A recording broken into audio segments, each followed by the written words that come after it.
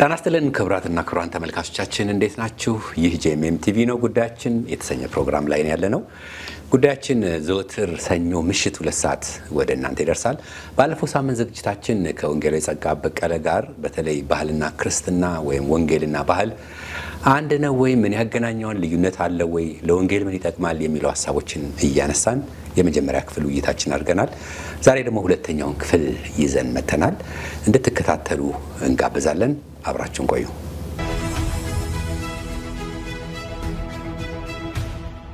ምናልባት ባህል ነው ሃይማኖት አይደለም የሚሉ ደግሞ አሉ ብዙ ሙግቶች። ምናልባት መከራከሪያቸው ይሄ ባህሌ ነው ከሃይማኖቴ ጋር አይገናኝም፣ ይሄ ሃይማኖት አይደለም ስርዓቱ የሚል ነው። ቀደም እንዳልኩ እነሱ የነዛ አይነት ሰው ችግሩ ምንድነው? ሃይማኖቴ ነው እያልኩ እኮ ሌላው በጌታ የሆነ ሰው የማይፈልገውን ለማድረግ እኮ ሃይማኖትን ባህሌ ነው የሚለውን ነገር ባንድራ ተጠቅሜ በአንድ ቦታ ያለን ሰው እየተሰማው እየጠየቀ ባንተ እየተሰናከልኩ ነው እያለ ስጋ የሚበላ ለዘላለም እኮ ነው ስጋ አልበላም የሚለው ሌላ ማሰናከል ከሆነ የት አለ ክርስቲያነት? ሄርቱ የት አለ? መንፈሱ የት አለ? ግልጽ ነው። ስለዚህ ክርስትና ማለት የፈለግን የሚናደርግበት ሜዳ አይደለም። አብረን የመኖር ስለሌላውን የመጠበቅ ከሌላው ጋር የመናበብ አንዱ አንዱን የመስማት አንዱ አንዱን የመረዳት አሁን እንደዛ አይነት አመለካከት ቶታሊ ኦሬዲ የለም።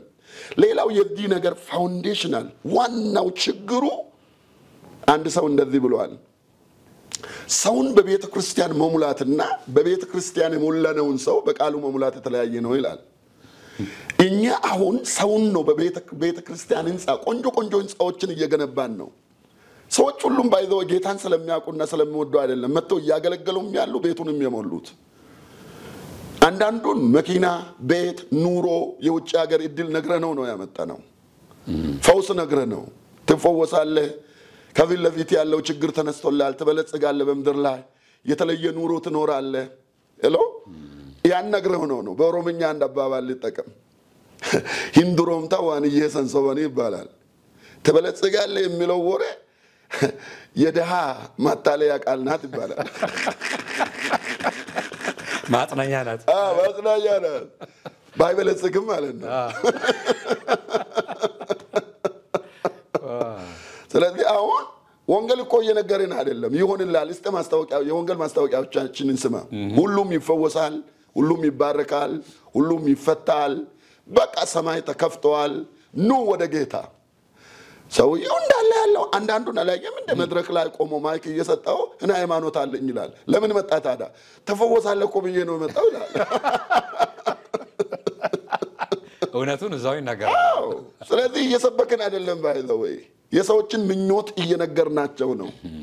የሰዎችን ፍላጎት ነው እየነገርንና ቤት እየሞላን ያለ ነው።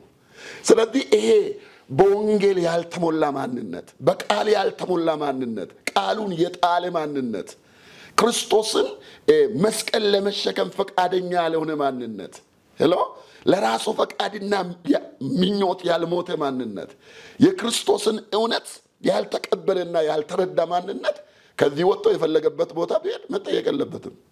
ስህተቱ ከሱ እኮ አይደለም። አልሞላነውም፣ ደቀ መዝሙር አላደረግነውም፣ አልተከልነውም። ስለዚህ ቤተ ክርስቲያን ይሄ ከስታቲስቲክ ጀንቲዝም በቁጥር የማመን ይናል ሚሊዮን አለን ይናል ሚሊዮን አለን። መጽሐፍ ቅዱስ ላይ ያሉ ቸርቾች ሁሉ የሉም። አሁን ሁሉም የሌላ ሀገር ሰዎች ሌላ ሃይማኖት ናቸው ኦሬዲ ያሉት። ስለዚህ የቁጥር ብዛት ምንም የሚጠቅመን ሌላ ነገር ቁጥር ያስፈልገናል ሰዎች። ግን የቁጥር ብዛት ማለት መንፈሳዊ ጥንካሬያችንን የሚያመለክት ነገር አይደለም።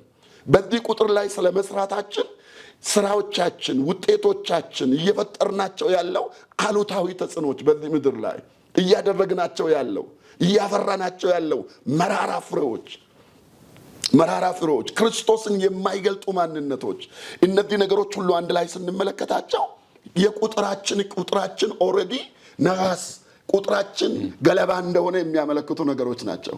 ስለዚህ ሁሉ ቦታ ኦሬዲ እነ ክርስቲያን ነኝ ብሎ ሰው ሁሉ ቦታ የሚገኝ ከሆነ ራሱ ሰውየው ራሱ መጠየቅ አለበት። ሁሉ ነገር እውነት ከሆነብን በቃ ኦሬዲ እውነት አናቅም እኮ ማለት ነው። እንዴ እውነት ነው እኮ የተባለው ውሸት ስላለ ነው። መለየት አለብን። ሁሉን ነገር መቀበል አንችልም ስለዚህ ያ ቤተክርስቲያን በስርዓት በሰው ላይ አልሰራችም ነው ስለዚህ ይሄ ነገር አሁንም ወደ ውስጥ ተመልሰን ካልሰራን በስተቀር በትልቅ ትህትናና ፍቅር በአገር አቀፍ ደረጃ ያሉ መሪዎች ፓስተሮች ወንጌላውያን መጋቢዎች ሽማግሌዎች በትልቅ ትህትና የሚጠይቀው ነው ይሄን ነገር ወደ ውስጥ መመለስ ካልተቻለ መድረኮቻችን ካልጠዱ አሁን እኮ ካሉ ችግሮች አንዱ ብቻ ነው እየተነጋገርና ያለነው ከባይል ጋር በተያያዘ ያስተምሮ ቅይጥነት እኮ አለ የጸጋ ስጦታ አጠቃቀም ቅይጥነት አለ የፍልስፍና ቅይጥነት እኮ አለ ኦሬዲ ዘመን እየተወረረች ናት ቤተክርስቲያን ስለዚህ በቁጥር ብቻ ምናምን ከሆነ ባይ ዘ ዌይ ክርስቶስ በእኛ ህይወት ይከብራል ብዬ አልጠብቅም ያለው ነገር ስራን ይጠይቃል ስለዚህ ሰዎች ወጥተው ቢሄዱ ሰዎች ባይሉን መኮንን የለብንም ይላልው እኔ ሰዎች ባይላቸውን ማንሳታቸው መጠቀማቸው መብታቸው ነው ላንተ የተጠበቀ መብት ለሌላው እንዳይጠበቅ መቃወም የለብህም እግዚአብሔርም አይከለክልም ዳዘ ስለዚህ በዚህ አይነት ሁኔታ ብናየው ጥሩ ነው ይላልው በጣም ሰፊ ነገር ነው መልእክታችን ለመሪዎችም ለቤተክርስቲያን አገልጋዮችም ይደርሳል ብለን ነው የምናስበው ትልቅ ሐሳብ ነው ምናነሳው በተለይ የመስከረም ወርና የጥቅምት ወር ሃይማኖቶች የሚፈልጉት ይመስላል በሌላ በተደጋጋሚ ነገሮች ስለሚታይና የዚህ መነሻ ነገር ይኖረው ይሆን ይያልኩ አስባለሁ እንግዲህ ባህላዊም ይሁን ሌሎችም ሃይማኖቶች ማለት ነውና እዚህ ላይ የምታየው ነገር አለ ወራቶችን የራስ የማድረግ ነገር እንደማለት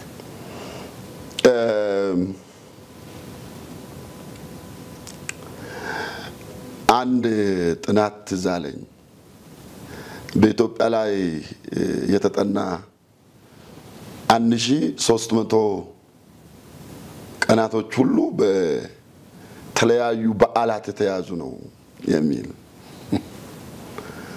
ለ360 ሲካፈል ወደ 3.5 በእያንዳንዱ ቀን እንደሚደርስ ይሄ የታወቀ ጥናት ነው ሪቻርድ ፓንክረስ በሱ መጽሐፍ ላይ ነው ይሄን ነገር ያነበብኩት ኢትዮጵያዊ በመሰረቱ በጣም በዓል አክባሪ በዓልን በጣም እንወዳለን ይሄን በምንመለከትበት ጊዜ እነዚህ ሁሉ በዓሎች መሰረታቸውን የሚያደርጉት ከሃይማኖት ጋር ነው እነዚህ ሺህ ምናምን ያልናቸው ይሄ ቀን የምናምን ቀን ነው ምናምን እየተባለ በዛ አይነት ሁኔታ በዓልን ማክበር በበዓል አሁንም በሌላ ሁኔታ ነገሮች ዞሮ እየመጡ ናቸው ይሄ ምንድነው ስፔሲፊክ አንተ የጠየከኝ እነዚህ ወራት ከሁለቱ ወራት የአመቱ ጅማሬዎች ናቸው የአመቱ በኩራት ናቸው ዋናውን ቀዳሚውን ባለው ነገር ላይ ሰው እንግዲህ ብዙ ጊዜ ማንንም ሰው በመድሪቷ ላይ ያለው አዲስ ጅማሬን የሚጠብቅበት ከፊት ለፊቱ ያለውን ዘመን በተሻለ ወራቶችን ቀናቶችን ሰዓቱን ደቂቃውን ያለፈ ዘመኑን ውድቀት በመነሳት ማጣቱን በማግኘት ጨለማውን በብርሃን ውድቀቱን በመነሳት ሐዘኑን በደስታ ጨለማውን በብርሃን የከሰረበትን በትልቅ ትርፍ መነሳት አለብኝ ነገር መቀየር አለበት የሚለው ስቃው የሆነው ሸክም ጸሎት ረሃቡ የሁሉም ኢትዮጵያዊ ነው ከከለ አንለው ሁሉም ያስባል በቃ ተማሪው ከነበረበት ደረጃ ወደሚቀጥለው ከፍታ ለመውጣት የሚነሳበት እኛም ጋር እኮ አዋጆች በዛሉ በዚህ ወር መጀመሪያ በቃ የኔኖ የመጠርመስ ሰብሮ የማለፍ የበረከት የማደግ የመለወጥ የመስፋት የከፍታ የመስፋፋት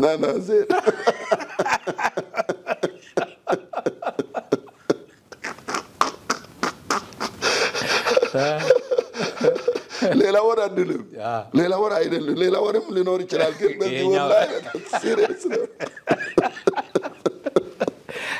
መኖር ካስከደኛው ጋር ማለት እዚህ ማለት እንደዚህ የማወጁ ግን ያለው ነገር ይሄ ማህበረሰቡ ፍላጎቱን የሚያሳያል ረሃቡንም ስለዚህ ይሄን ረሃብ ደግሞ ላርካ የሚል ብዛት ደግሞ ትመለከታለህ እኔ ጋር ነው እኔ ነግራለሁ ትክክለኛው እኔ ጋር ነው ትክክለኛው እኔ ጋር ነው ረሃቡ ናቹራል ነው ሁሉም ጋር ባለው ነገር ዋናው ነገር የሚትበላው ለዛ ረሃብ የሚትበላው ነገር ነው አይነቱ ነው የሚወስነው ረሃቡ that's natural ግን አንዳንዱ ደግሞ ስለ ረሃብ ብቻ ሁሉን የምትበላ ከሆነ አንዳንዱ ይበላል አደጋው እሱ ነው ስለዚህ ባለው ነገር ላይ መብዛቱ በእነዚህ ወራቶች ላይ ጅማሬም ስለሆነ ጅማሬውን ደግሞ እግዚአብሔርም ይፈልገዋል ከእግዚአብሔርም ውጪ ያለው ደግሞ ተጻራሪ መንፈስም ይፈልገዋል ስለዚህ እዚህ ጋር ደግሞ ሁለቱም ፎከስ ያደረጉ ያሉ ሰዎች ላይ ነው ፎከስ የሚደረገው ስለዚህ እዚህም ጋር ስራችን በጣም ትልቅ ነው በየአምናለሁ ከዚህ የተነሳ ነው ነገር ሊሆን ይችላል በያስባለሁ ሌላም ሊኖር ይችላል እኔ ግን በዚህ እንደዛ ያለው በተለይ ባህል የወንጌል ጠላት ነው ብለው የሚያምኑም የሚሞግቱም ሰዎች አሉ አልገጠሙም ወይስ አልገጠምካቸውም ወይ ያልኩ ነው እኔ ባህል የወንጌል ጠላት እንደሆነ በምንም ነገር አላጋጠሙም ሰዎች እሱ ብቻ እኮ አይደለም ጥቂት ሰዎች እኮ አይደሉም ባህል ከወንጌል ጋር ይጻረራል ብለው የሚያስቡት ኢትዮጵያ ውስጥ ባክግራውንዳችን ራሱ እንደዛ እኮ ነው ብዙ እኔ አላቅም ዳኒ ምናልባት አንተ በጌታ ቤት የነገር ማየት እኔ በእድሜ እኮ ሰዎች ጌታን ሲቀበሉ ባህሌንም ክጃለሁ ብለው ሲጸልዩ አይቻለሁ እንደዚህ አንተ ገጥሞ ያውቃል ሰይጣንን ሰይጣንን ሰምቻለሁ እኔ ባይለስ በጣም ብዙ ጊዜ እንደዚህ ሰው ሲያጸልዩ ሳይች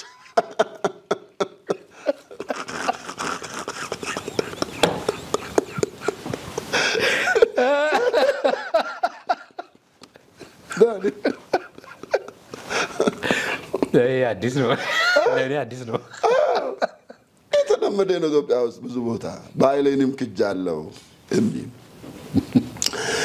ይሄ ምንድነው ሌላው ደግሞ ባይ ዘ ወይ በጣም መጥፎ ነገር አለ ፕሮቴስታንት ሲመጣ ሌላ የተሰራ በባይል ላይ ስተት ነው በየማምነው ነገር አለ ሚስዮናውያን ሁለት አይነት መልክ አንዱም ባይሉን ተቀብለው በባይሉ ውስጥ ሰዎችን እንደዛ መድረሳቸው የሚደነቅ ነው ሌላው ደግሞ በኢትዮጵያም ሆነ በመላው አፍሪካ የተደረገው ሙሉ በሙሉ ባይላችን አጋንንታዊ እንደሆነ ከባይላችን መራቅ እንዳለብን አይነት ነገር እንደዛ አይነት ሁኔታ ኦሬዲ ይሄ ብዙ ቦታ ሚስዮናውያን የሚተቹበት ነገር ነው ከዚህ የተነሳ አሁን ለምሳሌ በቅርብ ጊዜ ነው ከበሮ ራሱ ወደኛ ቸርች ገባው እንጂ ከበሮ አውጥተን ኦሬዲ የነሱን ዘመናዊውን ከበሮ ማስገባት ፒያኖውን አውጥተን ክራርም ማውጣት አይነት የነሱ የሆነው ነገር ሁሉ ቅዱስ አይነት የኛ የሆነው ነገር ሁሉ ከአጋንንታዊ አሰራር ጋር ማቆራኘት እንደዛ አይነት በጣም የተሳሳተ ነገር አለ እንደዛ ከዚህ ሌላው ይቅርና ባህላዊ ስሞችን ሁሉ የመቀየር በመጽሐፍ ቅዱስ ውስጥ ባለው ከዚህ የተነሳ አንዳንድ ሰዎች ጌታን ሲቀበሉ ራሱ ይሄ በፕሮቴስታንት ብቻ አይደለም በኦርቶዶክስ ሃይማኖት ኦሬዲ ኢትዮጵያ ውስጥ የተደረጉ ነገሮች ናቸው ከ1880ዎቹ ከዚህ ከኤክስፓንሽን ምንልክ ዩኒፋይ ለማድረግ ከተደረገው ጦርነት ጋር በተያያዘ ያለውን ታሪክ ሁሉ ስናነብ ይሄ ነገር አለ ሰዎችን በጅምላ የማምጣት በጅምላ የማጥመቅ ከፍሎ ስም የማውጣት ሰዎች ከዛ በኋላ በጅምላ ቤተ ክርስቲያን የሚባለውን እንዲሰሩ የማድረግ እንደዚህ አይነት ሳይፈልጉ ሳያምኑ ሳያውቁ እንደዛው ፕሮቴስታንትም ጋር ከባይል ጋር ከዚህ የተነሳ ባይል በሚባልበት ጊዜ ብዙ ሰዎች ልባቸው ይከብዳቸዋል ወንጌል እንደውም አንዳንዶች ባይላችን ኢየሱስ ነው ባይላችን ኢየሱስ አይደለም ኢየሱስ ክርስቶስ ጌታዬ ነው ኢየሱስ ክርስቶስ ሕይወቴ ነው ስቲል ግን ባይል አለኝ የተወለድኩበት ያደግኩበት ኦኬ የምናገረው ምግቤ ልብሴ ያንን ባይል የሚያመለክት ኦኬ ኢየሱስ ክርስቶስ የሁሉ ነገር የበላይ ነው የዚህ የባይል ቅኝት የባይል ስርዓት ሴት አፑን ሁሉ ሪዲም አድርጓል ኢየሱስ ክርስቶስ ያልዋጀው የባይል ጎኔ የለም ባህሌን ሁሉ ሊያስጥለኝ አይደለም ዳሰት ብሔሬን ሊያስጥለኝ አልመጣም ቋንቋዬን ሊያስጥለኝ አልመጣም ኦኬ ልብሴን ሊያስጥለኝ አልመጣም ምግቤን ሊያስጥለኝ አልመጣም ከሰይጣን ከሌላ ነገር ጋር ካልተነካካ ልዩ ምግብ አብስላችሁ ብሉ አልተብዬ አልተሰበኩም ኦሬዲ አመስግናችሁ ብሉ ነው ተባልኩት ባህላዊ ምግቤን በላለሁ ኦኬ ከሰይጣን ጋር እስካልተገናኘ ድረስ ወይንም ለጣዖት እስካልተሰዋ ድረስ ስለዚህ እንደዚህ አይነት አመለካከቶች በጣም የተሳሳቱ አመለካከቶች ናቸው ባህልን ሁሉ ጊዜ ምንድነው ጥቅል ድምዳሜ ሁሉ ጊዜ ስተት ነው ምን ማለት ነው የከባይል ጋር በተያያዘ እንዳለ ባህል ሁሉ ችግር የለውም የሚለው ነገር ራሱን የቻለ ችግር አለ the same time እንዳለ ባህል ሁሉ ችግር አለው ብሎ ማለት ችግር አለው ችግር የለውም ባህልን ሁሉ መቀበል አለብን የሚልም ሰው ችግር አለው ባህልን ሁሉ መጥላት አለብን የሚልም ሰውዬ ችግር አለው መለየት አለብን ነው መልካሙን ያዝ ነው ሁሉን ፈትኑ ነው በጅምላ ሁሉን ነገር ጥሉ ተብሎ አልተጻፈም የለም መጽሐፍ ቅዱስ ላይ መለየት አለብን ከጌታም የምንማረው የተማርነው ይሄን ነው ስለዚህ ገጥሞኛል ቢገጥመኝም አልደነቅም የሁላችንም አመለካከት የኔም የሆነ ጊዜ አመለካከት እንደዛው ነበር እንደዛው አስብ ነበር ባህል ሲባል እንዳለ ከክርስቶስ ሐሳብ የሚያርቅ ከመጽሐፍ ቅዱስ ከአዲስ ኪዳን አስተምሮ ጋር የተለየ አድርጌ እንደዛ የማሰብ ተንደንሲ ነበር ግን አይደለም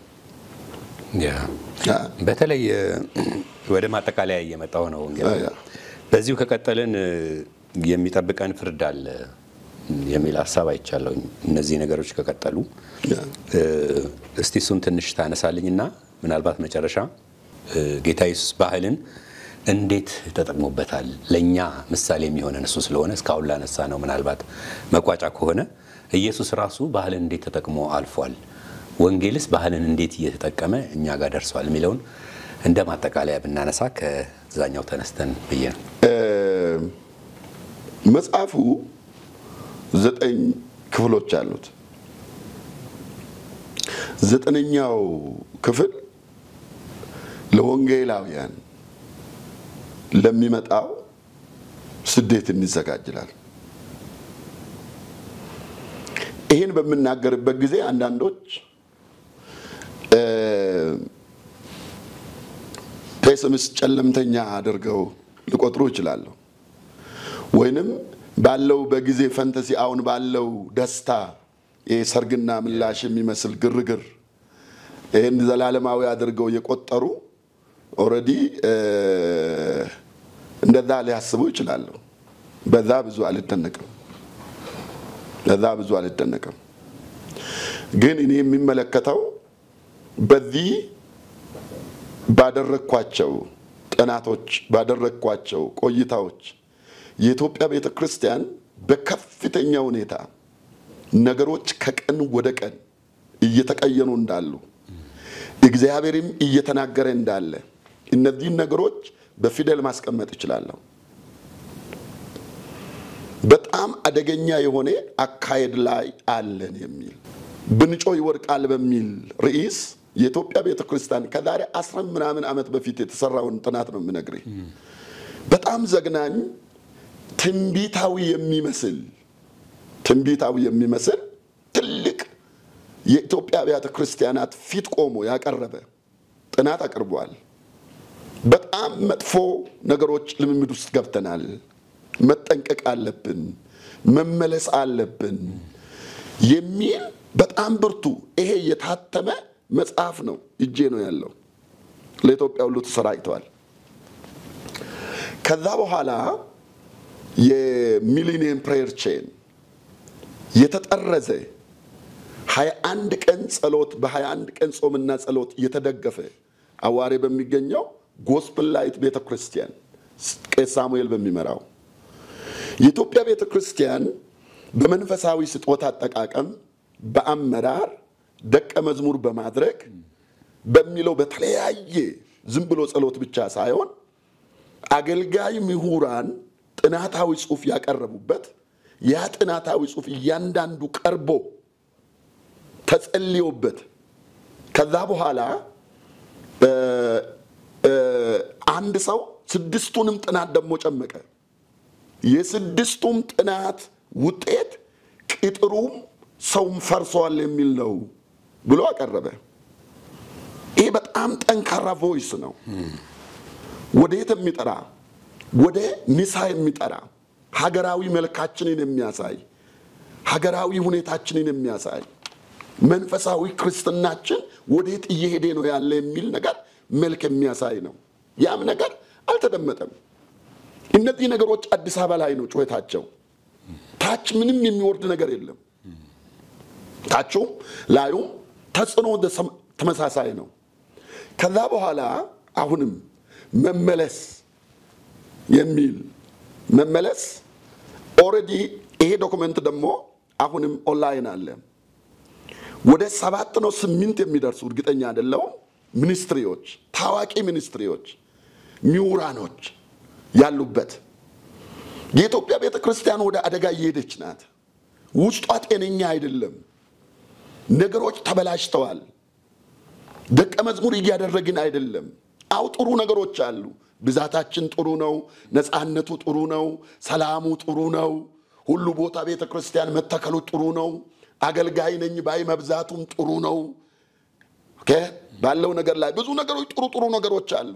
ግን ውስጥ ከገባን በጣም አደጋ ነው ያለው።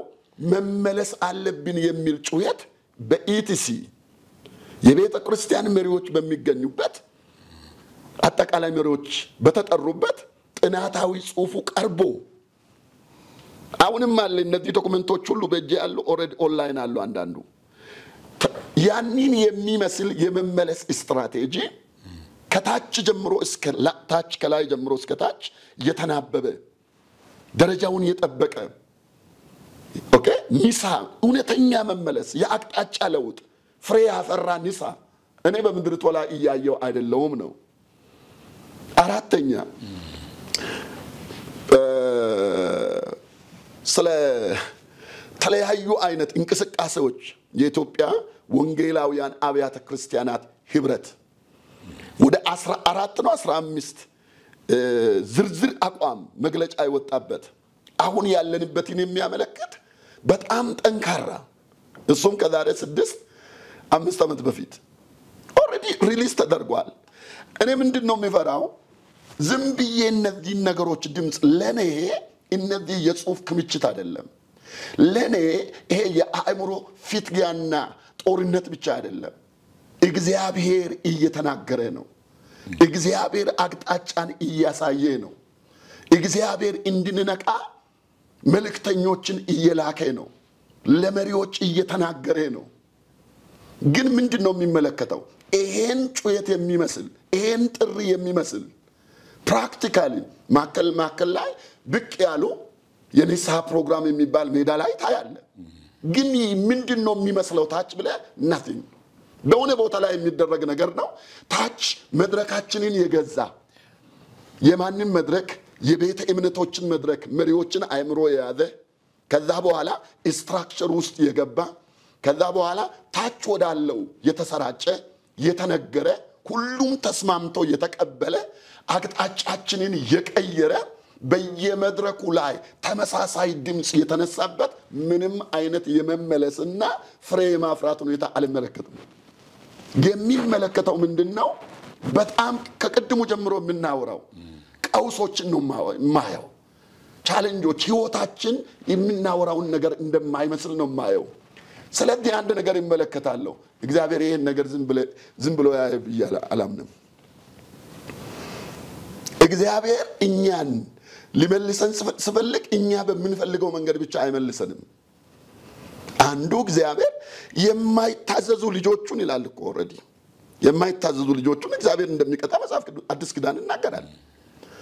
ስለዚህ በብዙ በሰላሙ በብዙ ነገር እንቢ ብለናል አይደል? እግዚአብሔር ሌላ የምንመለስበትን ሌላ ጫና ለጥቅማችን እኮ ነው የሚለው ሊያጠራን እኮ ነው የሚለው ሊመልሰን እኮ ነው የሚለው ሊተክለን ቤተክርስቲያንን ሊያጠራ ቤተክርስቲያንን ወደ ቦታዋ ሊመልስ እግዚአብሔር ሌላ ዌቭ ሊያስነሳ እንደሚችል ሁሉ ጊዜ በመንፈስ ያለው ይሄን እረዳለሁ። ይሄ ዌቭ ግን ኔጌቲቭ ብቻ አይደለም። ታላቅ የሪቫይቫል ተስፋ የምንለው እዚህ ውስጥ ነው ያለው። ኤሎሄ ብቻ አይደለም ሃሌሉያም ያለበት የእግዚአብሔር ሪል የሆነ ነገር የሚነሳበት ገለባው ከስንዴ የሚጠራበት ቤተ ክርስቲያን ኦሬዲ አሁን ለጥቅም ኦሬዲ በቀላሉ ኢትዮጵያ ውስጥ አሁን ብዙ ስራ የለም ለወጣቱ ግን በጣም ፈርታይል የሆነ ግራውንድ ማንንም ሰው ያለ ምንም ትምህርት ያለ ምንም ጥናት የፈለገውን ነገር ማድረግ የሚችልበት በእኛ ጉያ ስር ነው ያለው። ስሙን ይቀይራል፣ አገልጋይ ነው ይላል፣ ታፔላ ይለጥፋል፣ እንደፈለገ ሰውን ይዘርፋል። ማንንም የሚከለክለው የለም። ኦኬ ማንንም የሚጠይቀው የለም። ባይዘው ማንንም ይሄ ነው የሚለው ነገር ለፎርማሊቲ የሆነ ነገር የምናወራው ይሄ ለማስመሰል የምናደርገው ነገር እንጂ ታች ወረደ ሪል ህዝብን እውነተኛ የሆኑ ታች ያሉትን ያስማማ ይሄ ትክክለኛ እርምጃ ነው። እግዚአብሔር የሚወደው ያያየው አይደለም። ይቅርታ ይደረግልኝ። ስለዚህ እንደዚህ በቀለድንበት ነገሮች ይቀጥላሉ ብዬ አላስብም። የሚቀጥሉ ከሆነ እግዚአብሔር ኦሬዲ ትቶናል ማለት ነው። በጣም እግዚአብሔር ከደረሰልን ግን እግዚአብሔር ጣልቃ ይገባል ነው። ጣልቃ የሚገባው ደግሞ እኛ በፈለግነው መንገድ አይደለም የሚሆነው። እግዚአብሔር በራሱ መንገድ የሚሰራው ስራ የማጥራት ስራ እንዳለ ይመለከታለሁ። ስለዚህ ለዚህ እንዘጋጅ ነው የሚለው። በዓለም ላይ እግዚአብሔር የሚሰራቸው ትልቅ ስራዎች ከዚህ ምድር ትልልቅ ተስፋዎች እንዳሉ አምናለሁ። ትልልቅ ተስፋዎችና ስራዎች እኛ በመንለው ገለባና ስንዴውን አንድ ላይ እንደዚህ በዚህ አይነት ሁኔታ ተቀይጠን ተቀላቅለን ማንንም በማናገርበት ጊዜ ማንንም ማቅናት በማይችልበት ሁኔታ ነገሮች ይሆናል ብዬ አላምንም። ከቃሉም ይሄን አልረዳም፣ ከመጽሐፍ ቅዱስም ይሄን አልተረዳውም። ስለዚህ እግዚአብሔር የራሱ አመለካከት አለው፣ የራሱ አካሄድ አለው። ያ አካሄድ ደግሞ ሊያሳምመንም ይችላል፣ ነገሮች ሊለወጡ ይችላሉ። ለዛ እንዘጋጅላለሁ። ይሄ ነው ቀደም ሲል እንዳነሳሁት ኢየሱስ ባህልን እንዴት ተጠቀመ? በጣም ስለሚጠቅመን ነው ማንሳት ያለብን። እኛ ያመጣ ነው ወይ እኛ ምን ጀምረው እንዳልሆነ ማሰብ ስለሚኖርብን ኢየሱስ እንዴት ተጠቅሞታል? ወንጌል እንዴት ባህልን ተጠቅሟል? እሱ ለናንሳ። በጣም አመሰግናለሁ ዳንዬ። ይሄ የትምህርት አንዱ ቻፕተር በዚህ መጽሐፍ ውስጥ ኢየሱስና ባህል ይላል። ስለ ባህል ምንነት አሁን ያለንበትን ሁኔታ ብዙ ነገር አንስተናል። ስለ ባህል ስንመለከት ማይበረሰብ ሁሉም ማይበረሰብ የራሱን ባህል ይወዳል፣ ያከብራል፣ እንዲከበርለትም ይፈልጋል፣ እንዲሰፋለት እንዲያድግለት ይፈልጋል። በዓለም ላይ ከጥንት ጀምሮ እስከ ዛሬ በብዙ መከራና በብዙ ፍዳ ውስጥ ያለፈ ለባህሉ ግን በጣም ስትሪክትሊ በጣም ሟች የሆነ ማይበረሰብ እንደ አይሁድ ያለ አይመስለኝም። ኢየሱስ በዚህ ለባህሉ ሟች በሆነ ማይበረሰብ መካከል ልዩ የሆነ ማንነት ይዞ አልመጣም። ማለትም እንደ ማንኛውም ልጅ ነው የተወለደው። ቃል ስጋ ሆነ፣ ዘላለማዊ የሆነ ቃል፣ ከስከ የማይባል ቃል፣ ሰማይና ምድርን የፈጠረ ቃል፣ የባህሪው ልጁ ዘላለማዊው ኤልሻዳዩ አልፋና ኦሜጋ የፊተኛ የኋለኛ ጅማሬና ፍጻሜ የሌለው የተባለ የዘላለም አምላክ የተባለ ንጉስ የተባለ ባጭር ቁመት በጠባብ ደረት በውስን ኪሎ መጣ። በዚህ በጣም ጠንካራ ማይበረሰብ ውስጥ ነው ኢየሱስ የመጣው።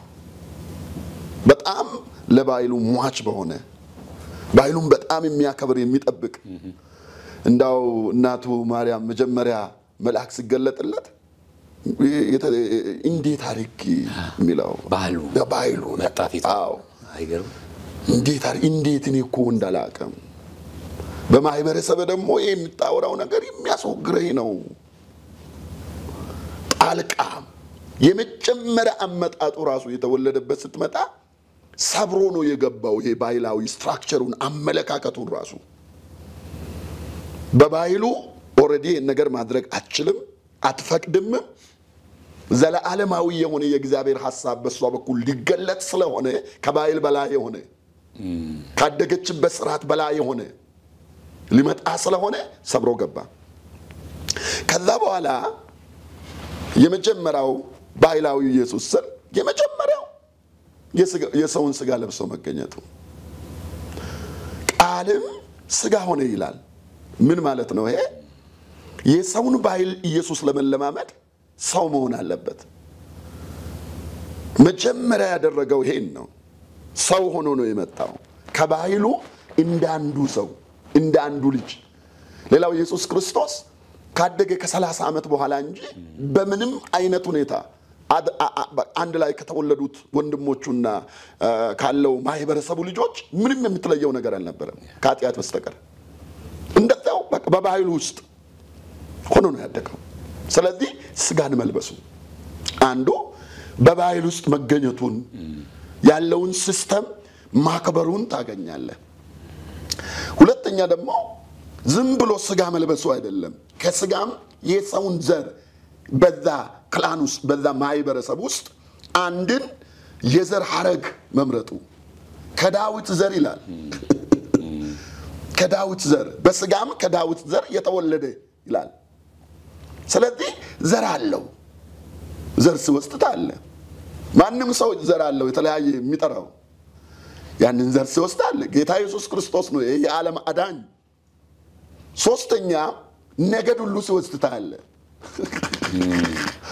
ነገድ የወሰደበት ደግሞ በጣም ይሄ ስለ ነገድ ከይሁዳ ነገድ አንበሳ የሆነ ራእይ ላይ የተጠቀሰው ያ ደግሞ የተጠቀመበት ቦታ ደግሞ በጣም ይገርማል። ምድር ላይ አይደለም ሰማይ ላይ የከበረው ኢየሱስ ከትንሳኤው የተነሳ ሞትን ያሸነፈ በክብር ወደ ሰማይ ያረገ በአባቱ ቀኝ የተቀመጠ ገናናው ኢየሱስ ሁሉ በሙሉ ክብሩና ስልጣኑ ያለው ኢየሱስ። ከዛ በኋላ ዮሐንስ ራእይ ተመለከተ። መጽሐፉን የሚከፍት ጠፋ። ከዛ በኋላ ሽማግሌ መጣ ወደሱ። ተነሳ አለው፣ አታልቅስ። ማይተሞቹን ሊፈታ መጽሐፉንም ሊከፍት የተቻለ ያለ ከይሁዳ ነገድ አንበሳ የሆነው ሁለት ነገር ይሁዳ ከይሁዳ ነገዱ ተነገረ። የት? ሰማይ ላይ። እንዴት እዚሁ ተዋለ አለደም? የይሁዳ ነገዱ ነው ግን የዓለም አዳኝ ነው ኢየሱስ። እንዴት ያለውን ነገር እንደተቀበለ የምናይበት ትልቅ ስትራክቸር ነው ይሄ። ሌላው ደግሞ ኢድሜው 8 ሲሞላ በአይሁድ ባህል ሴታፕ ውስጥ ጳውሎስ እኮ በሮሜ 2 ላይ ስለ ግርዘት እኮ ተሽሯል ይላል፣ አይጠቅምም ይላል። ነባሩ የብሉይ ኪዳን የግርዘት ስርዓት በልብ መገረዝ እኮ ተተክቷል ይላል። አሁን አይጠቅምም ያለውን ግን የማህበረሰቡን ሴታፕ ለመጠበቅ ሲገረዝ ታያለ። ኢየሱስ የዓለም አዳኝ ኢየሱስ በባህሉ መሰረት። ሌላው አምስተኛ ስትመለከተው በዘውልቁ ምዕራፍ 4 ላይ ያለ አንድ ስርዓት አለ። አንድ ወንድ ወታደር የሚሆነው የሚያገባው፣ ሌላው ደግሞ ካህኑ ነው ቤተ መቅደስ ውስጥ የሚያገለግለው እድሜ 30 ሲሞላ ነው ይላል። ይሄ ምንድነው? በቃሉ የተጠቀሰ አይሁድ እንደ ባህል የያዘው ልማዱ ነው። ስለዚህ ያንን ጠብቆ ነው ጌታ ኢየሱስ ክርስቶስ አገልግሎት ተጀመረው። እድሜው 30 ሲደርስ ይላል። አንዳንድ ጊዜ እኛ በጣም ደስ ይለናል በአገራችን ትንንሽ ልጆች ሆነ ነገር ትንቢት ሲናገሩ ምናምን ብላተናው እየተቀባ ምናምን። ኢየሱስ እንደዛ አላደረገም። ያንዳንዱን ነገር በስትራክቸር ነው የሄደው ቀጥ ብሎ።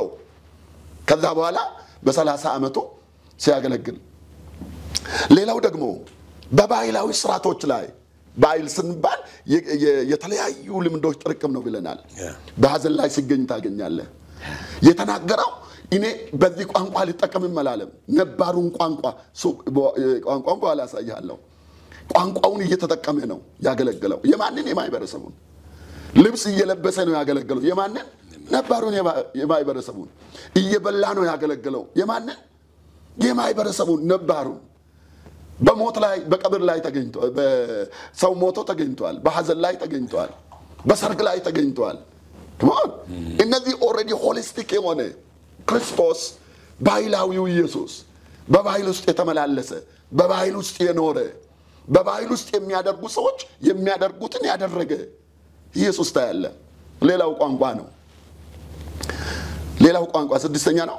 ቋንቋ ስንመለከት ኢየሱስ በጥናቴ 3 ቋንቋ ይናገር ነበር በዘመኑ በስጋው በምድር ላይ በነበረበት ጊዜ ግሪክ ይናገር ነበር ዕብራይስጥ ይናገር ነበር አረማይክ ይናገር ነበር ግሪክ ዓለም አቀፍ ቋንቋ ነው ብዙ ሰዎች በብዙ አገር የሚናገር ሁለተኛው ደግሞ ዕብራይስጥ ነው ዕብራይስጥ ቋንቋ የሞተ ቋንቋ ነው በጊዜው ኢየሱስ ሲመጣ ጥቂት ሰዎች እንደ ዛሬ ግዕዝ አይነት ቤተ መቅደስ አካባቢ ቤተ ክርስቲያን አካባቢ አገልጋዮች እንደሚናገሩት እንደዛ አይነት ቋንቋ ነው ኦኬ ተናጋሪ የሌለው ሕፃናቶች የማይናገሩት ለአፍ መፍቻነት የሚጠቀም ማንም ሰው የሌለው ቋንቋ ነው የዘሩ ቋንቋ ዕብራይስጥ ብዙ ጥቂት ሰዎች አንዳንዶች ሰዎች እንደውም አይነገርም የሚሉ ሰዎች አሉ እኔ ግን ባገኘሁት በዚህ ጥናት ውስጥ በዛ ጊዜም የተጻፉ ጽሁፎችም ተገኝተዋል በምን በዕብራይስጥ ስለዚህ ጥቂት ሰዎች ይናገሩ ነበር ያንን ቋንቋ ኢየሱስ ይናገር ነበር ነው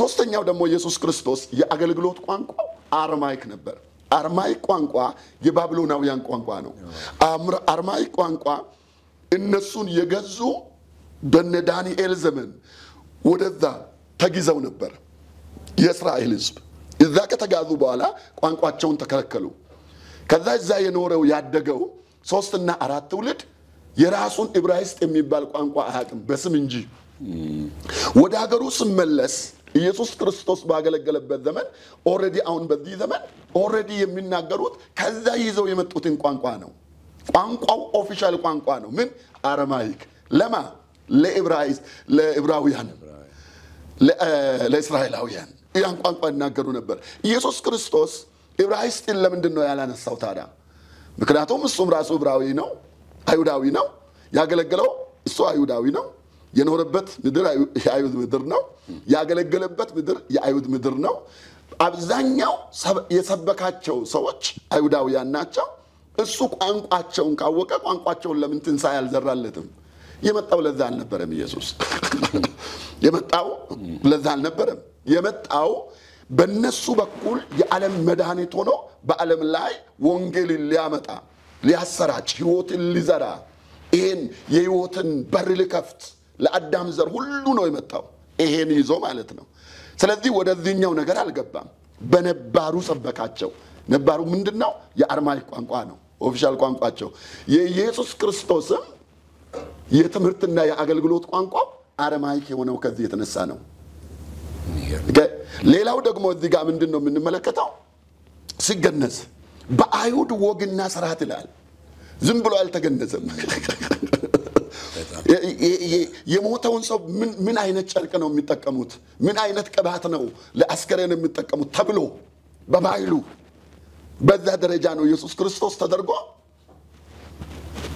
የተቀበረው ምንድነው የምንመለከተው ከወንጌል ጋር የማይጋጭ የማይበረሰቡን ባህል ሲኖርበት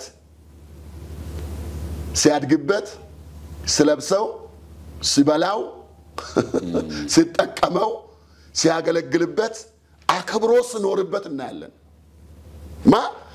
የሁሉ ነገራችን መሰረትና ምንጭ ዛሬ የምንሰብከው የናዝሬቱ ኢየሱስ ይሄን ምን ብየዋለሁ ባህላዊ ኢየሱስ ብየዋለሁ ምን ማለት ነው የተቀበለ ባህሉ አሁን የነገርኳችሁ እነዚህ ባህል ማለት እኮ ሌላ ነገር አይደለም የእሰቶች ጥርቅም ነው ያልኩኝ ስለዚህ እነዚህ እሰቶች ሁሉ ተቀብሏል ኢየሱስ ኖሮበታል ኢየሱስ እነዚህ ሁሉ የተጠቀሱ ከቃሉ ነው ይሄን እዚህ ጋር ላካ ምን ብዬ ኢየሱስ ክርስቶስ ከመጣበት ከዘላለማዊ አጀንዳው ጋር የማይጋጨውን የአባትና የእናቱን የአይሁድነቱን የነገዱን ባህል አክብሯል ተቀብሏል አገልግሏል ኖሮበታል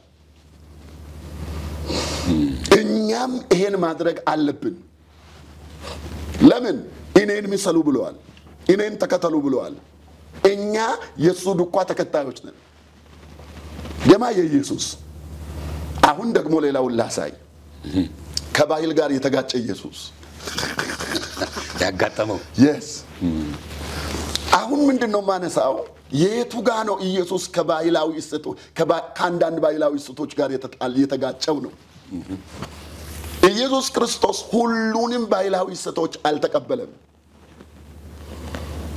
ከመምጣቱ ጋር የሚሄደውን ባይላዊ እሴት ነው ተቀበለው። ነገር የተበላሸው ነገር የተቀየረው መቼ ነው ካልከኝ ኢድሞ 30 ሞላ። በዮሐንስ እጅ ተጠመቀ፣ በመንፈሳይ ምድረ በዳ ሄደ፣ ከዛም በኃይል ተመለሰ፣ በምኩራብ ገባ፣ መጽሐፍ ማንበብ ጀመረ፣ ሰጡት ተረተረ ይላል። የእግዚአብሔር መንፈስ በእኔ ላይ ነው አለ። አሁን ይሄ ሌላ ነው። የእግዚአብሔር መንፈስ በእኔ ላይ ነው፣ ለድሆች ወንጌል ይሰብክ ዘንድ፣ የታሰሩትንም ይፈታ ዘንድ አለ፣ የተወደደውንም የጌታን ቀን ይሰብክ ዘንድ አለ፣ ልኮኛል አለ፣ ቀብቶኛል አለ። ሰው ሁሉ ግራ ገባው። ጥያቄ መጣ። አንደኛ ምን ማለት ነው ይሄ? ባይ ዘ ወይ አንድ የሆነ ሰፈር ላይ ከሆነ ድሃ ቤተሰብ የተነሳ ልጅ እድሜው ገና 30 የሞላ ልጅ ብዙ ልምድ ራሱ ገና ያላካበተ በማህበረሰቡ እንደዚህ ያደርጋል ተብሎ ቦታ ያልተሰጠው ያልተጠበቀ ልጅ ይህን ሲያደርግ በጣም ከባድ ነው። ቦታው ደግሞ የት ነው? በጣም ትልልቅ አዋቂዎች ያሉበት፣ የሃይማኖት ሰዎች፣ የባህል ሰዎች፣ በጣም አጥባቂ አይሁድ ትልልቅ ሰዎች ያሉበት መድረክ ላይ ቆሞ ነው የተናገረው። ይህ ቃል ዛሬ በጆሮአችሁ ተፈጸመ ያለ። ኦሆ ምን ማለቱ ነው? ነገር እዚህ ጋር ተጀመረ። ከዛ ወጣ፣ ዘመኑ ተፈጸመ ያለ። የምን ዘመን? አሁን እኮ እኛ ይሄ ያለውን አገናኝተን የምናየው አይነት ኢየሱስ አይደለም። ለነሱ ሰፈር ላይ ያለ ያደገ የሆነ ወጣት ነው። ዘመኑ ተፈጸመ፣ የእግዚአብሔር መንግስት ንሳ ቀርባለችና ንሳ ግቡ። ምን ማለት ነው ይሄ? የምን መንግስት? እነሱ ኦሬዲ በሮማውያን መንግስት ቁጥጥር ስር ነው ያሉት። እየተጨነቁ ነው፣ እየተገዙ ነው።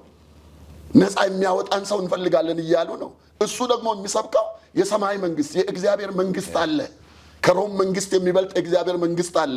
እናንተ ከምታስቡት የሚበልጥ ሌላ መንግስት አለ፣ ዘላለማዊ መንግስት በወንጌል ብቻ የሚገባበት። ሌላው ደግሞ ምንድነው የሚለው? ንስሐ ግቡ አለ። ምን ማለት ነው? መንገድ ቀይሩ፣ መንገዳችሁ ትክክል። የማን መንገድ? የናንተ የፖለቲከኞቹ መንገድ ትክክል አይደለም። የናንተ የሃይማኖት ሰዎች መንገድ ትክክል አይደለም። የናንተ የባህል ሰዎች መንገድ ትክክል አይደለም። ወደ ዘላለም ለመድረስ አንድ ነገር ሁኑ፣ አቅጣጫችሁን ቀይሩ። ምን ሁኑ? ንስሐ ግቡ። ንስሐ ግቡ ማለት አቅጣጫ ቀይሩ ነው። ይሄ ትልቅ ብጥብጥ በማህበረሰቡ ላይ ሽብር ፈጠረ። ከዛ ምን? የእግዚአብሔር መንግስት ቀርባለች። የማን መንግስት? ሰው ግራ ገባው። ከተማው ስለዚህ ያወራል፣ ትንቁ ስለዚህ ያወራል። ያ ብቻ አይደለም፣ የሰው አይን ያበራል፣ የሰው ጆሮ ይከፍታል፣ ተአምር ያደርጋል። ሰው በጣም ተጨነቀ። ባይዘው ማህበረሰቡ እንዳለ ንዝረቱ ከቤተ መቅደስ እስከ ቤተ መንግስት ሆነ። ሁሉ ሰው ተበሳጨ። አብዛኛው ሰው ደስ ያላቸው አሉ፣ ያመኑት አሉ፣ የሰሙት አሉ፣ የተቀበሉት አሉ። ያን ያይል ደግሞ ከሃይማኖታቸው ከባህላቸው ጋር የተጣመሩትና የተጣበቁት ቶታሊ ያልተቀበሉትም። የግጭቱን ጫፍ ያሳያሉ። ዳኒ ማቴዎስ 12 ላይ 47 ላይ ማየት ይቻላል። እናቱ እኔ እዚህ ጋር ብዙ ጊዜ ሳሰለጥ ምንድነው የሚለው? ኢየሱስ ሰውን ሁሉ ቢያጣ እናቱ ማርያምን ማጣት የለበትም። አትሊስት ሰው ሁሉ ዓለም ሁሉ ኢየሱስን ባይረዳ እናቱ ድንግል ማርያም ኢየሱስ ክርስቶስን በዛ ጊዜ በዛ ሞመንት አገልግሎቱን በጀመረበት በዛ ጊዜ መረዳት ነበረባት ብዬ አምናለሁ። ማንንም ባያምንበት በልቧ ተጠብቅ ነበር ተብሏል አይደል? ለምንድን ነው ለሷ ይሄን ቦታ የሰጠውት? አንደኛ ማንንም ያልሰማውን መልእክት ሰምታለች። መላእክት ተገልጦላታል። ደጋግማ የእግዚአብሔርን ነገር ሰምታለች። ሌላው ደግሞ ከልጆቿ መካከል ያለ ወንድ የተወለደ እሱ እንደሆነ ብቸኛ በዓለም ላይ ተአምራታዊ ሰው ስጋ የለበሰ አምላክ እንደሆነ ማንንም ባይናገር እሷ ከሆዷ ስለወለደችው እሷ ታውቃለች። በዚህ ጊዜ ግን ግጭቱ በማህበረሰቡ ብቻ አይደለም፣ በባህሉ ብቻ አይደለም፣ በሰዎች ብቻ አይደለም፣ ከሷም ጋር ተላተመ። እንዴት? 12 ላይ 47 ላይ አንብቡ። ምንድነው የሚለው? እናቱ ከወንድሞቹ ጋር መጣች። መጽሐፍ ቅዱስ ምንድነው? ወንድሞቹም አላመኑበትም ይላል። ኢየሱስ በነበረበት ጊዜ አላመኑበትም። መጡና እሱ የሚያስተምርበት ገና ማስተማር እየጀመረ ነው። እሱ ምንድነው የሚለው መጽሐፍ ቅዱስ? ገና ማስተማር ሲጀምር ከዛ በኋላ የሆነ ልጅ ላኩ። እናትና ወንድሞች ሊያነጋግሩ በውጪ ቆመዋልና አሉት። ይሄ በጣም ትልቅ መልእክት ነው። ምንድነው? ሀገሩ ሁሉ ያወራ ነው ስለሱ። አሁን በዚህ ነገር እነሱም ጋር ደርሰዋል። ነገሩ አላመኑበትም። ሌላ ትዕግስት እንኳን ያጡት ገብተው እንኳን የተናገረውን ነገር ምን እንደሚያወራ ሰምተን ባወራው እንይዘዋለን እንኳን አላሉትም። ፔሸንስ ያልነበራቸው ፕሮግራሙን እንኳን ጉባኤውንም አላከበሩ፣ የሱንም ትምህርት አላከበሩ። ምንም በቃ አልፈለጉም። አሁን አቁምና ናናናግረን እንዴት ይሆናል? አሁን አንተ እየተናገርክ በኋላ ቢሆንስ ምንድነው? ይሄ ቶታሊ እየተቀበሉት አይደለም፣ እየተቀበለችው አይደለም። እሷም ግጭት ነው ይሄ። እኔ እያሳየው ያለው ተይን ነው። ከማጋን ነው እየተጋጨ ያለው ከማይበረሰቡ ጋር። ኃጢአት ስለሰራ አይደለም፣ ባይላቸውን በቀጥታ ስለተቃወመ አይደለም። እነሱ በሚሉት ልክ አልተገለጠም። አሁን እነሱ በጠበቁት ዛሬም መልእክት አለኝ። ይሄን ዘለዓለማዊ ወንጌል ይዘን ስንወጣ፣ ይሄን ዘለዓለማዊ ወንጌል ይዘን ስንገለጥ እኛ በምንለው ባይላችን በሚለው ስራታችን በሚለው የኛ ቤት የኛ ቤተሰብ የኛ ጎሳ የኛ አካባቢ የኛ ብሔር በሚለው እንደዛ አይነት ወንጌል የለም። ወንጌል ሰማያዊ ነው። ወንጌል ከባይልም ከብሔርም ከሀገርም ከሰማይ ከምድር የሚበልጥ ዘላለማዊ መልእክት ነው። ለዚህ ወንጌል ኢየሱስ ክርስቶስ አላመቻምችም ያለው ለዚህ ነው። ቆመ። ከዛ በኋላ ምን ሆነ? ሰውየውን አለው እኮ የመጣውን ቆም አለ። ማን አልከኝ አለ። እናቴ አለ።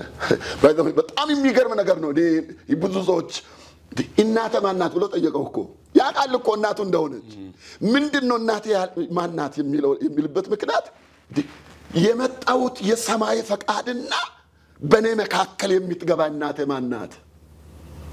የሰማችውን የምትተው እየተባለ ያለውን ወሬ ሰምታ እኔን የምታስጥል እናቴ ማናት? ሊያስሩት ማለት ነው። ኦሬዲ አንተ ሰዎች የማይቀበሉትን ነገር እያወራህ ነው። እዚህ ጋር ግጭት አለ። ከዛ በኋላ ኢየሱስ ክርስቶስ አንድ ነገር አለ። ልጨርሰውና ምንድነው ያለው? ወደ ደቀ መዝሙርቱ እጆቹን አንስቶ ይላል። ወደ ደቀ መዝሙርቱ እጆቹን አንስቶ ከዛ በኋላ አንድ ነገር እናቴም ወንድሞቼም ይላል የእግዚአብሔርን ፈቃድ የሚያደርጉ እነዚህ ናቸው። ምን ማለቱ ነው? የእግዚአብሔርን ፈቃድ እናንተ እያደረጋችሁ አይደለም። የእግዚአብሔርን ፈቃድ እናንተ እየተከተላችሁ አይደለም። የእግዚአብሔር ፈቃድ ከባይሌ ይበልጣል። የእግዚአብሔር ፈቃድ ከሚወራው ይበልጣል። የእግዚአብሔር ፈቃድ ከጎሳዬ ይበልጣል። የእግዚአብሔር ፈቃድ በአካባቢው ካለው ባይሌ ይበልጣል። እኔ ለዚህ ነው የመጣሁት። ስለዚህ ከዚህ ከፍታ ምን አልወርድም። ዛሬም የምናደርገው ልናደርግ የሚገባ ነገር ይሄ ነው። ማውጠንጠኛችን አሁን ባይለኛ ነው፣ ምግብኛ ነው፣ እንበላለን፣ ልብሰኛ ነው፣ እንለብሳለን፣ ቀነኛ ነው፣ ችግር የለብንም። ነገር ግን ከወንጌል ከፍታ የሚያወርደን ከወንጌል እውነት የሚያወርደን ይሄን ወንጌል እንዳንኖርበት ባይዘው ወንጌል የምንኖርበት ብቻ አይደለም፣ የምንሞትለት እውነተኛ የሆነ ትልቅ የተሰጠን አደራ ነው። ስለዚህ እንደ ኢየሱስ ክርስቶስ ልንል ይገባል። ኢየሱስ አንድ ነገር ሆነ። ግጭቱ ተባባሰ፣ ሊወግሩትም ፈለጉ ይላል። ግጭቱ ተባባሰ፣ ድንጋይም አነሱ ይላል።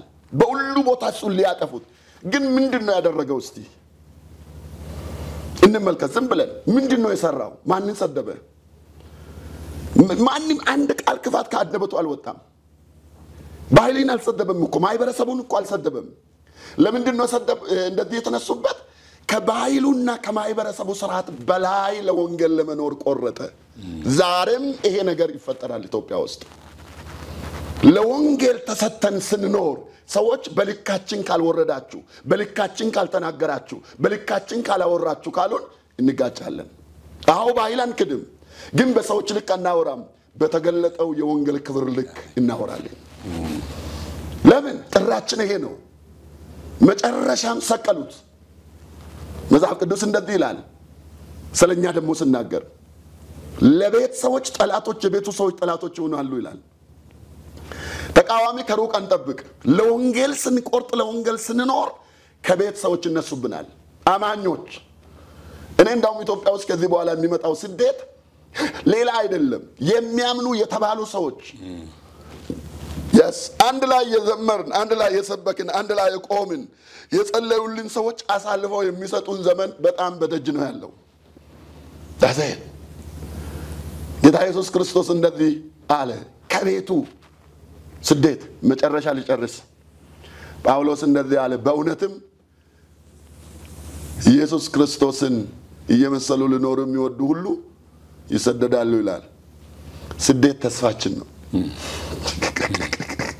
ቤታችን ነው። ስለዚህ ሁለት ነገር ሊጨርስ ኢየሱስ ክርስቶስ ከወንጌል ጋር የማይጣረስ ከመምጣቱ ዓላማ ጋር የማይጣረስ የማይጋጭ የማይፋለስ ያንን የማይገፋ የሰዎችን ባህል የአይሁድን ባህል ኖሮበታል ተወልዶበታል ኖሮበታል አድጎበታል አገልግሏል ተቀብሏል በልቶታል አክብሯል ባህላዊ ስርዓቶቻቸው። ሁለተኛ ከወንጌል ጋር የሚጣረስ የአይሁድን ባህል ደግሞ ገፍቷል እምቢ ብሏል አልሰማም ብሏል አልፎ ሄደዋል አገልግሎበታል። የሁላችንም መሰረት አካሄድ ይሄ ሊሆን ይገባል።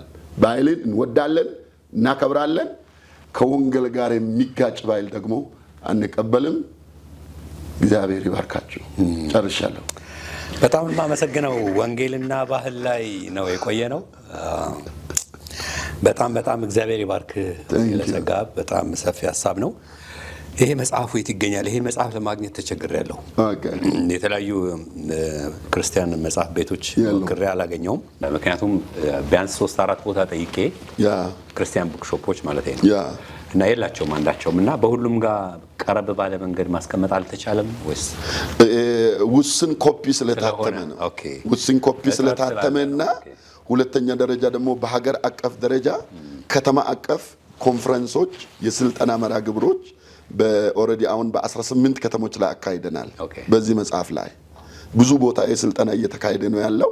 ስለዚህ ለነዛ ስልጣኞች ቅድማ ብንሰጥ የሚያስተምሩ ሰዎች ይሄን ነገር እንደዛ ተቀብለው ቢያደርጉ ጥሩ ነው። ሁሉ ሰው ግን ማንበብ አለበት ብዬ ነው ማምነው። በዛ አይነት ሁኔታ እናደርሳለን።